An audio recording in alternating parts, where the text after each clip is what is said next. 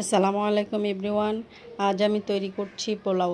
পোলাও কিভাবে ঝরঝরে হবে সেই টিপস সহ আপনাদেরকে তৈরি করে দেখাচ্ছি। আমরা যারা রাঁধুনিরা আছি আমাদের বাসায় কম বেশ সবসময় পোলাও রান্না করতেই হয়, তবে সবসময় আমাদের পোলাওটা ঝরঝরে হয় না। আমি যেভাবে রান্না করতেছি সেভাবে যদি ট্রাই করেন তাহলে তো পোলাও ঝরঝরে হবেই হবে। পোলাও রান্না করার জন্য নিয়ে নিচ্ছি 2 কাপ চাউল। চাউলগুলোকে কয়েকবারে আমি ধুয়ে নিচ্ছি যতক্ষণ না সাদা পানি বাইর হচ্ছে।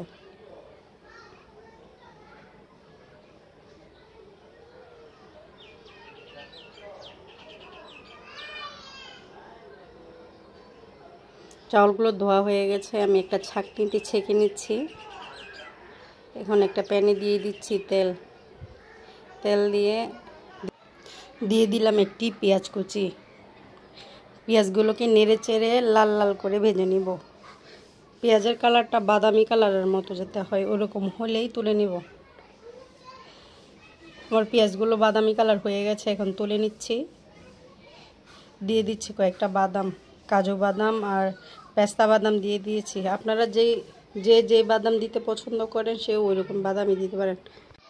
বাদামগুলো ভাজা হয়ে গেছে, এখন দিয়ে দিচ্ছি আগে থেকে ধুয়ে ছেঁকে রাখা চাউলগুলো। এগুলোকে এখন ভেজে নিব।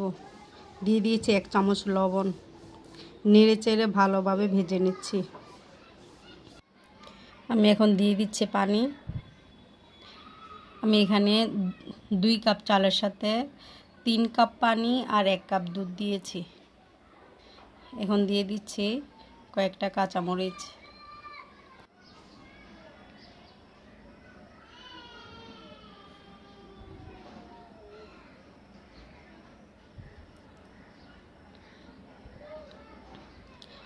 পোলাওটা যাতে একটু কালারফুল হয় সেজন্য দিয়ে দিচ্ছি কিছু গাজর কুচি।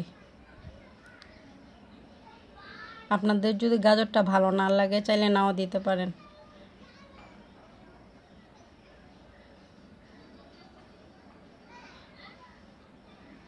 এখন ঢেকে রেখে দিচ্ছি আধা ঘন্টার জন্য।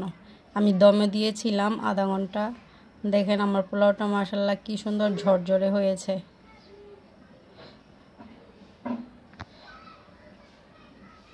দুই কাপ চালের মধ্যে যদি আপনি 4 কাপ পানি দেন তাহলে পোলাওটা ঝরঝরে হবে।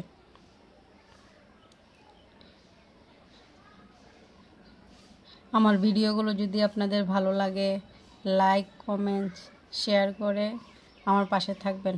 আসসালামু আলাইকুম।